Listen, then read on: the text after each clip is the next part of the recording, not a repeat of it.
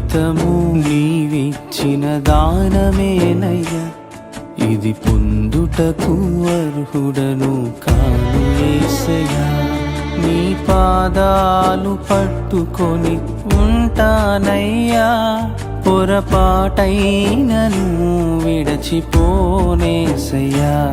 నీ పాదాలు పట్టుకొని ఉంటానయ్యా, పొరపాటైనను విడచిపోనేసయ్యా.